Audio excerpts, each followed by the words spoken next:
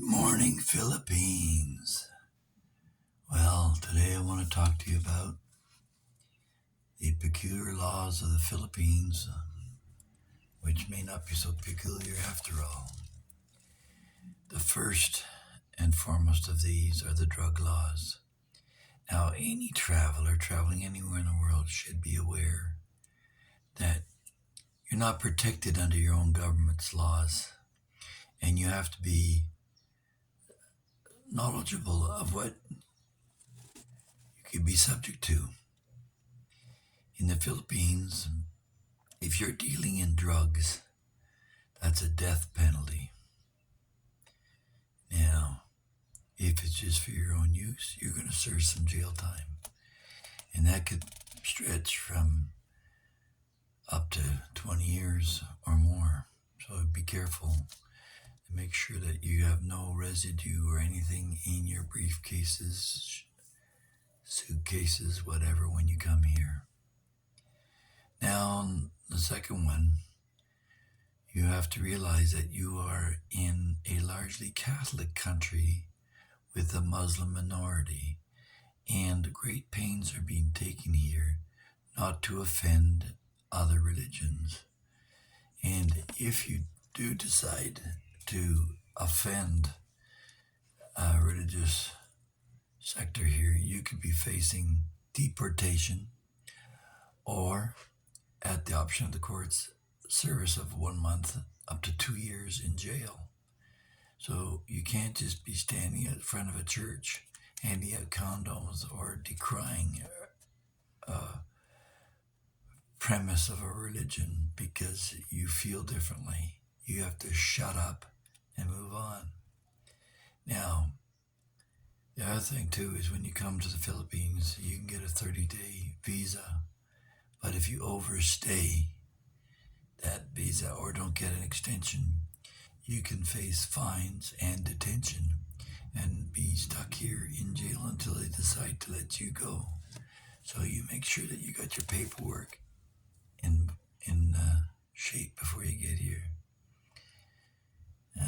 The other thing they got here in the West, where you have your gay pride parades and openly kissing each other and showing public affection, that's a big no-no here. And you could be thrown in jail for that and face fines. So no public displays of affection, and particularly if you're gay, because that is not accepted here openly and in public for sure. One strange one you might find is the what they call the anti-singit law, which is you don't cut in line at a bank or at the customs or anywhere. If there's a lineup, you stand up in line and you wait your turn. And if you decide, no, you're better than all that, you can serve up to 30 days in jail and face up to a 5,000 peso fine just for cutting in line. So again, be aware that you're not at home and your local laws do not apply. Now, there was a law that widows couldn't remarry up to 301 days after the death of their husbands, but that's since been repealed, and now they don't have to wait 301 days to get married. Or the other alternate was if they're pregnant with their first husband, they'd have to deliver the child first before they could get remarried. That has been put aside. But be aware that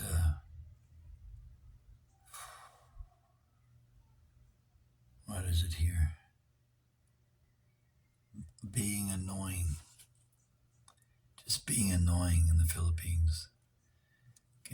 You can get a 5 to 200 peso fine and up to 30 days in jail. So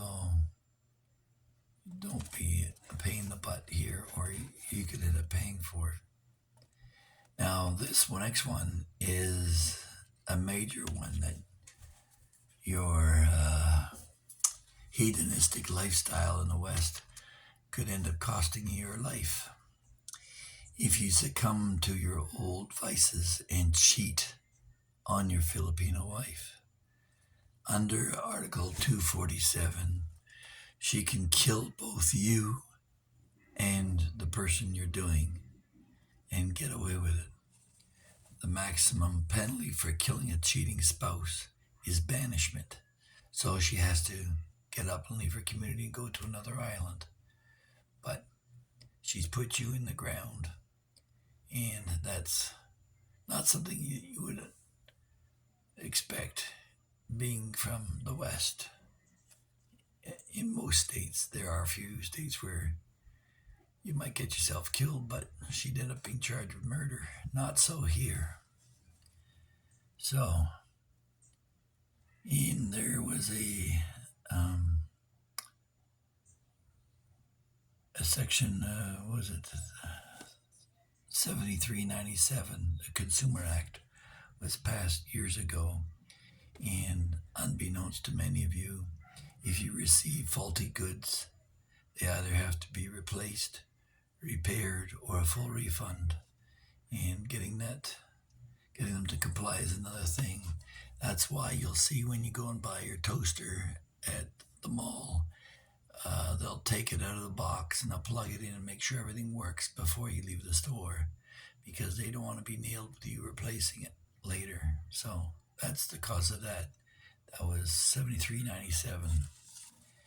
And if you're prone to theft, particularly car napping here, if you steal someone's car here in the Philippines, you can be prepared for 20 to 30 years in jail for car napping. So when you travel, don't mess around. It may be legal to have marijuana now in Thailand, although I think there are still import rules. But here in the Philippines, there's a war on drugs. They're trying to save a generation from the decadence that you see in the West, where people are dying of fentanyl left and right.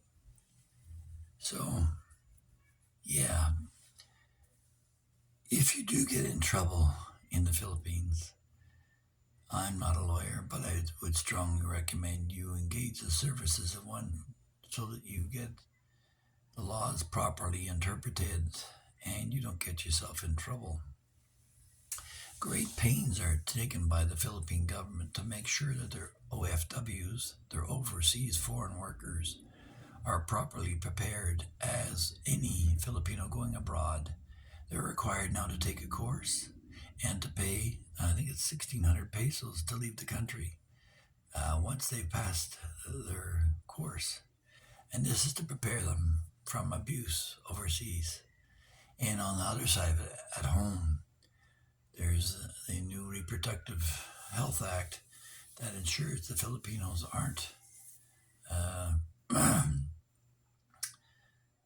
victimized by some of the predators out there.